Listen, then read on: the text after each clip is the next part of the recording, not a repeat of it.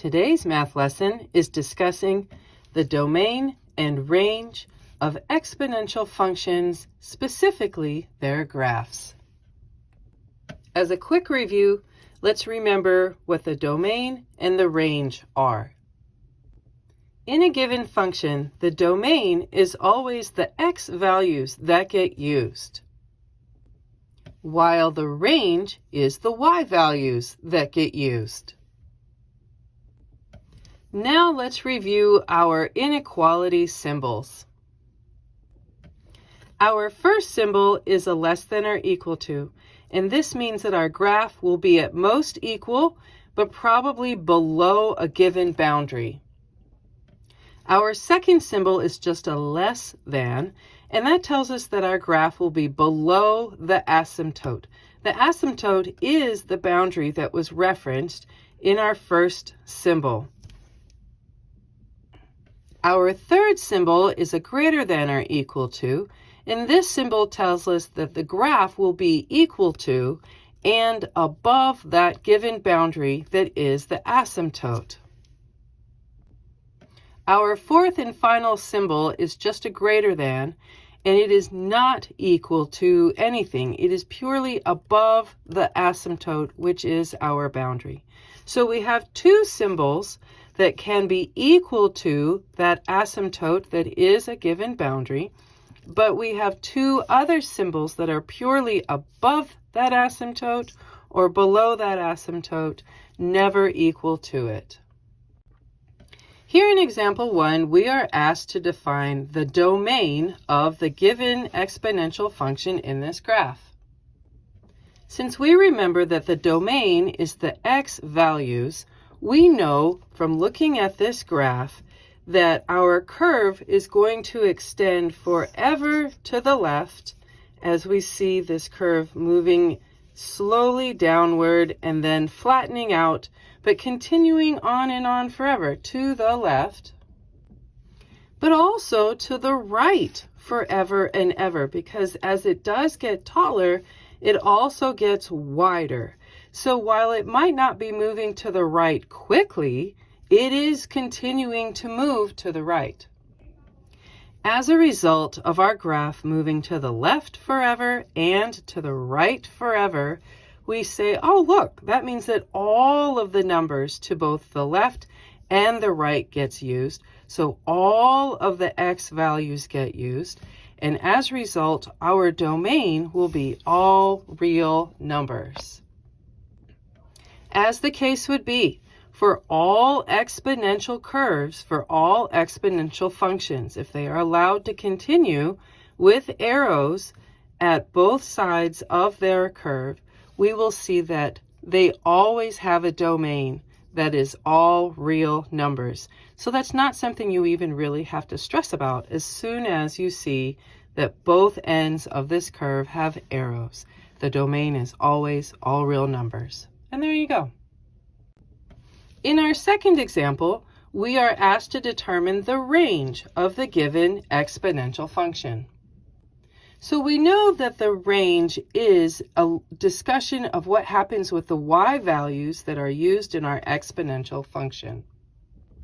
And we see here that our curve is pointing upward.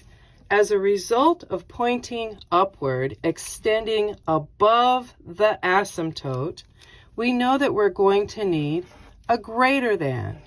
So there those are. But this asymptote is a boundary that we cannot cross, and truthfully, we cannot even truthfully touch. So this is just this invisible boundary that says, nope, you can go no further and you cannot even be equal to it. Therefore, our range is going to be all y values that are greater than, purely greater than 0, as our asymptote has a y equals 0 definition. And there you go. In our third example, we are again asked to find the range of the given exponential function. Remembering that the range is a discussion of the y values that are used in the graph, we again see that our graph is pointing upwards. Since it is pointing upwards, we again know that we need our greater than values. So, discussing the asymptote, we need to remember the rules of the asymptote. With asymptotes, you can never use a greater than or equal or a less than or equal, as you cannot be equal to this boundary. And this boundary is represented with a dotted line in the graph, and you can think of it as where the curve flattens out. At what height did the curve flatten out? So since our graph is pointing upward, we know we have a greater than symbol, and because we cannot touch this boundary line due to the asymptote, that means it is only going to be the y values that are greater than 0. And there you go. In our fourth example, we are asked to discuss the domain of the given exponential function. Remembering that the domain is a discussion of the used x values of a given graph, we remember from the first example of this lesson that our curve is extending all the way to the left and all the way to the right because there are arrows at both ends of the curve, which means that our domain, the used x values, will again be all real numbers. And there you go. In our fifth and final example, we need to discuss both the domain and the range of the given exponential function.